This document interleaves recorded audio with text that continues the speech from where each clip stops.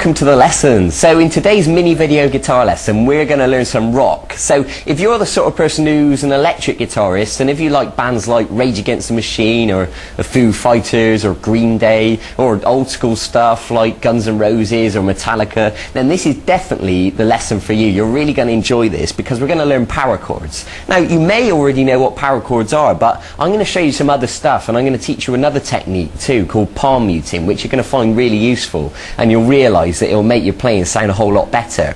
So power chords, just to explain quickly, are a simple chord that just consists of two notes, and what we do is move it around the guitar neck like this, and it really is as simple as that. And the other thing I want to tell you is we're going to use a rock sound today. So what I mean by that is we're going to put the distortion on our amp. Now all amps are different. Some of them have buttons you can press, or some of you will have effects pedals, you know, so you can create the distortion like that. But we want to get this rock sound.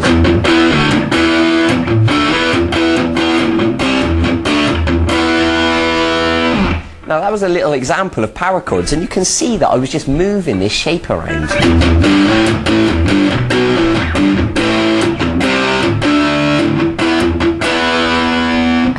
Alright, and you can create really cool stuff like that really easily. So let's get on with it. I want to explain it straight away. So if we take our first finger and put it on the 6th string at fret 7, the first finger is known as the root note or the bass note, and what happens is we always take another finger and put it 2 frets higher on the next string. So just to make that perfectly clear, this finger's on the 6th string at fret 7, this finger is on the 5th string at fret 9. So hold them down nice and tight, and with the plectrum I want you to pluck both those strings, the 6th and the 5th string.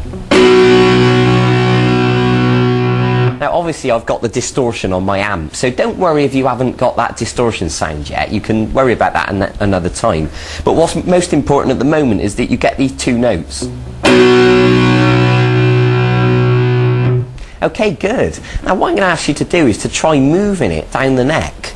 So what I mean by that is the first finger, the root note, is now on the 6th string at fret 5, and this other finger is now on the 5th string at fret 7. Okay, and now move it down 2 more frets. So we got the 6th string at fret 3 and the 5th string at fret 5. Okay, so just try those 3 chords now. Root note at fret 7, at fret 5, and then fret 3. And then try taking it down 1 more fret. So you're on the 6th string at fret 2 and the 5th string at fret 4. Now I think you get the idea by now that these notes are always 2 frets apart like this, and always 1 string apart obviously. So from now on you'll hear me mostly refer to just the root note, and I'll expect you to realise that this other finger goes, you know, on this note here. So just try that sequence once more.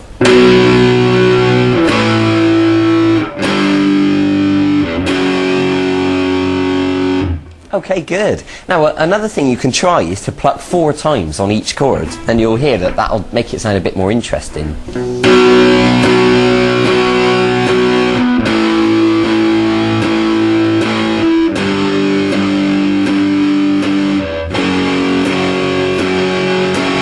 Or for those of you out there that are punk rockers, you can perhaps do 8 times on each chord and play it a little bit faster like this.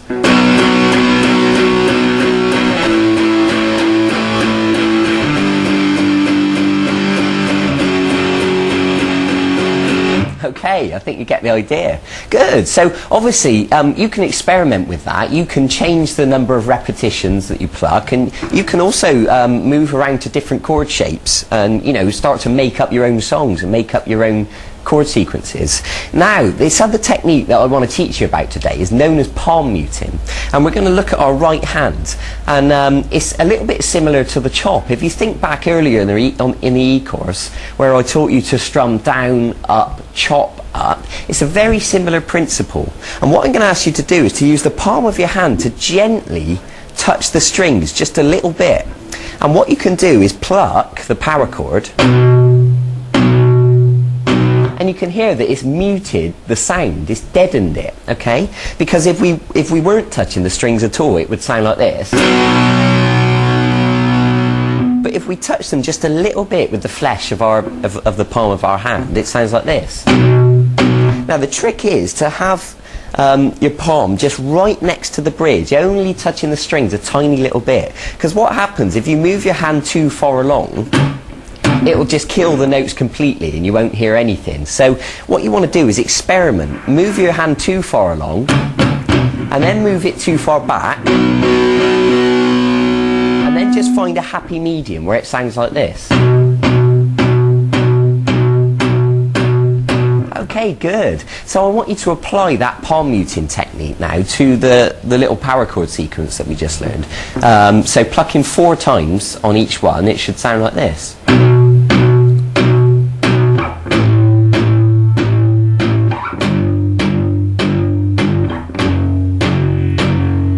So if I speed that up to a full, you know, punk rock speed,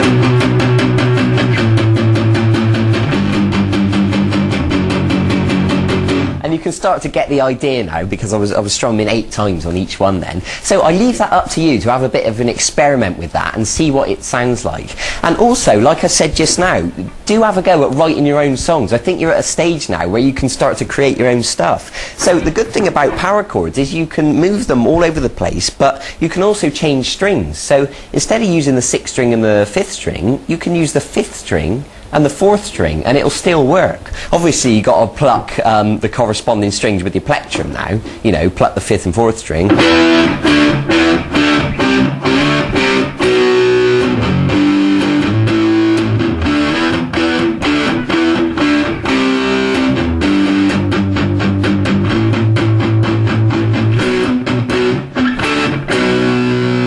And I was actually just making that up then as I went along, and you can do exactly the same. It really is that simple. Good, so I hope you're excited by that. Bear in mind what I said about the palm muting and experiment using it with and without palm muting. Go and write your own songs now, move these chords around, practice strumming quickly, and also, you know, just going back to basics quickly, make sure these fingers, you're holding them down right next to the fret, because some people start to forget and they end up moving their fingers away or accidentally having them on top of the fret, and that's really no good. Make sure they're right next to the fret, exactly where they should be. So well done for making it this far in the e-course. And also, in the meantime, if you find this really easy and you want to learn other songs, you know, if you like Guns N' Roses, Metallica, Green Day, Rage Against the Machine, anything like that, there's loads of songs on the archive where I'll teach you a full-length video guitar lesson of how to play any of those songs you want to learn. So go and check it out, see if there's anything that really takes your fancy, and you can start to build up a repertoire of stuff, you know, so you can either play with a band or